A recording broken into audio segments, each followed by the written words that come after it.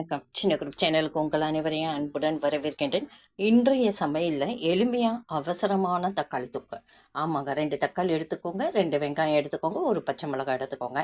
தக்காளி அப்படியே எல்லாத்தையுமே சேர்த்து மிக்ஸி ஜாரில் குறப்பாக அரைச்சிக்கோங்க. அரைச்சோடனே அடுப்பு பற்ற வச்சு வானிலையில் வச்சுக்கலாம். இதுக்கு மசாலா பொருள் தனி மிளகாய்த்தூள் 1/2 ஸ்பூனு, மஞ்சத்தூள் ஒரு பிஞ்ச் அளவுக்கு, தனியாத்தூள் 1 ஸ்பூன் எடுத்துக்கோங்க. அடுப்பு பற்ற வச்சு வானிலையில் வச்சுட்டு நல்லெண்ணெய் 4 ஸ்பூன் விட்டுருக்கேன். கடுகு உளுந்தம்பருப்பு 1/2 ஸ்பூனு, வெந்தயம் 1/2 ஸ்பூன், கருவேப்பிலை 1 கொத்து. இங்கே 2 தக்காளி குறப்பாக அரைச்சிருக்கேன். 2 வெங்காயம் பொடியாக கட் பண்ணாத வடச்சட்டியில் தாளித்தமானதும் சேர்த்துருங்க. இந்த மாதிரி தொக்கு அந்த காலத்தில் அம்மா ஸ்கூலுக்கு போகும்போது லஞ்ச் பாக்ஸ்க்கு இந்த தொக்கு ரெடி பண்ணுவாங்க. இதுதான் சீக்கிரமாக ஒரு 10 நிமிஷத்தில் செய்யக்கூடிய தொக்கு தான். நல்லா வதக்கி கொடுப்போம், நல்லா வதங்கட்டும். இதுக்கு காரம் மைல்டாக கொஞ்சம் கம்மியாக தான் இருக்கும், தூக்கலாக இருக்காது. தக்காளி அரைச்சது எல்லாத்தையுமே இதில் சேர்த்துடலாம். நல்லா வதக்கி கொடுங்க. நல்லா அந்த எண்ணெய் மிதக்க வதங்கணும், நல்லா வதங்கணும். அப்போ தான் இந்த தக்காளி தொக்கும் ருசியாக இருக்கும்.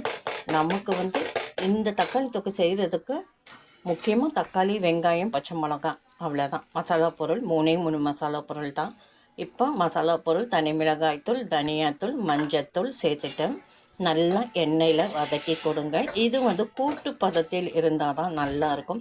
இட்லி, தோசை, பூரி, சப்பாத்தி, சைடிஷாக அனைத்திற்கும் நம்ம பயன்படுத்தலாம். சாதத்தில் பெரட்டி சாப்பிடவும் அருமையாக இருக்கும்.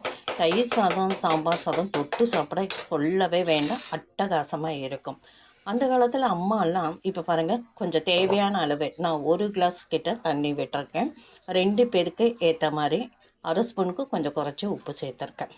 இது நல்லா கலந்து கொடுத்து ஒரு தட்டை போட்டு மூடிடுங்க. நல்லா கொதி எண்ணெய் பிரியணும்.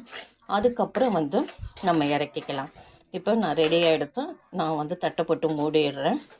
அம்மா அந்த காலத்தில் பார்த்திங்கன்னா லஞ்ச் எடுத்துகிட்டு வரும்போதெல்லாம் சீக்கிரமாக லேட்டாக எடுத்தோன்னா இந்த தக்காளி தொக்கை செஞ்சு சாதத்தில் போட்டு நல்லெண்ணெய் விட்டு பெசரி கொண்டு வருவாங்க. ரொம்ப அருமையாக இருக்கும்.